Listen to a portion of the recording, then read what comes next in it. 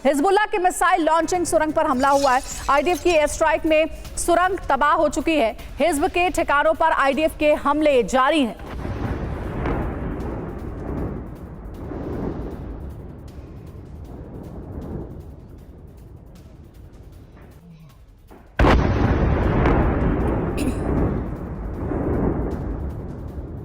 और अगली breaking news है, इजरायली शहरों पर हिजब के हवाई हमले जारी हैं। सफेद इलाके पर मालक 1 मिसाइल से अटैक किया गया। हमले का वीडियो हिजबुल्लाह ने जारी किया है। ये देखिए, ये वीडियो हिजबुल्लाह की ओर से जारी किया गया है कि कैसे बड़ा अटैक किया गया सफेद पर मालक 1 मिसाइल से अटैक।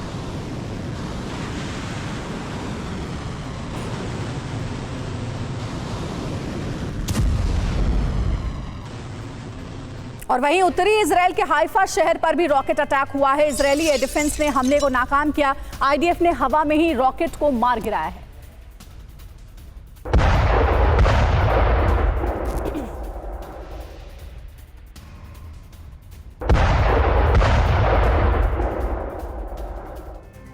हिजब के अवीवीम हमले में बड़ा अपडेट है। आईडीएफ के एक घायल सैनिक ने दम तोड़ दिया। सार्जेंट अरियल सासोनोव की अस्पताल में मौत हो गई है।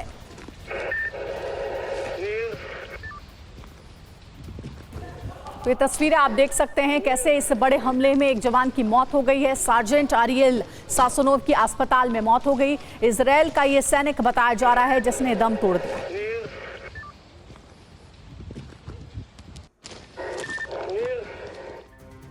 और आईडीएफ से जारी जंग के बीच हिजबुल्लाह के एक बड़े पलटवार की तैयारी है। बताया जा रहा है कि हिजबुल्लाह के हजारों ट्रेंड लड़ाके इजराइल पर अटैक को तैयार हैं। इजराइल के अंदर कहीं भी विध्वंसक हमले की वार्निंग दी गई है। हिजबुल्लाह चीफ नईम कासिम ने दी है बड़ी चेतावनी। इजराइल से लंबी जंग को तैयार है। नईम कासिम ने कहा है अमेरिकी नतीजों का लेबनान जंग पर असर नहीं होगा। नईम कासिम की ओर से कहा गया 24 घंटे में लेबनान से 120 से ज्यादा हमलों का दावा किया गया है। और इसी पर देखिए ज्यादा जानकारी के साथ हमारे सहयोगी सुमित चौधरी हमारे साथ जुड़ गए। सुमित, 24 घंटे में लेबनान से 120 से ज्यादा हमलों का दावा किया गया है। इन दावों में कितना दम दिख रहा है, क्योंकि हमले लगातार दोनों तरफ से हो रहे हैं, लेकिन देख हम यही रहे हैं कि इजराइल भारी पड़ रहा है हिजबुल्लाह पर।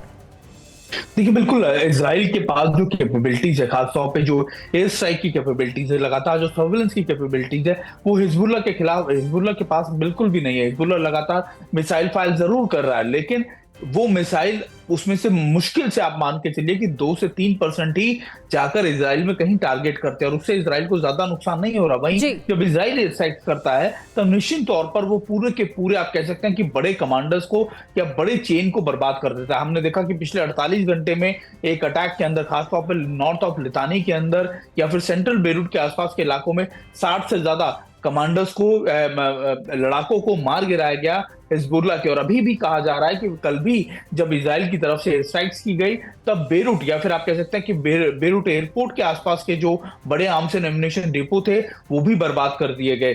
तो निश्चित तौर पर अभी इजराइल की हर कार्रवाई हिजबुल्लाह पर, या चाहे वो साउथ लेबनान हो चाहे वो दाहिया हो, वो भारी पड़ रही है। और यही वजह है कि हिजबुल्लाह भी लगातार बड़े हमले करने की कोशिश तो कर रहा है, लेकिन वो सक्सेसफुल नहीं हो रहा है। वो लगातार अपनी जितनी आर्म्स एंड एम्युनिशन है, अपनी लॉन्ग मिसाइल्स हैं, उससे लगातार तेल अवीव हो या फिर नॉर्थ गैली के इलाके हो, उनको टारगेट कर रहा है।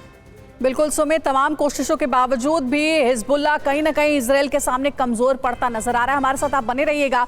लेकिन हिजबुल्लाह के हमलों के बीच आईडीएफ भी लगातार बड़े हमले कर रहा है। लेबनानी शहरों पर आईडीएफ की बमबारी हुई है। सेंट्रल टायरे के 2 अपार्टमेंट पर हमला किया गया है। रिहायशी इलाके पर हमले का वीडियो भी सामने आया है।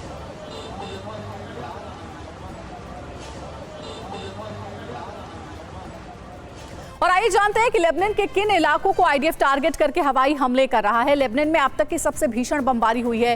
बेरूत, दाहिया, बेका, बालबेक में हमले किए गए। बमबारी में हिजबुल्लाह के 60 से ज्यादा लड़ाके ढेर हो गए हैं। लेबनान में इजराइल का ऑपरेशन कंट्रोल ब्लास्ट जारी है। भीषण धमाकों से समतल हो रही है पूरी की पूरी बस्ती। बालबेक में सबसे पुराने हेडक्वार्टर को तबाह किया गया है। बेका में हिजब से जुड़े 11 टारगेट को भी बर्बाद कर दिया गया।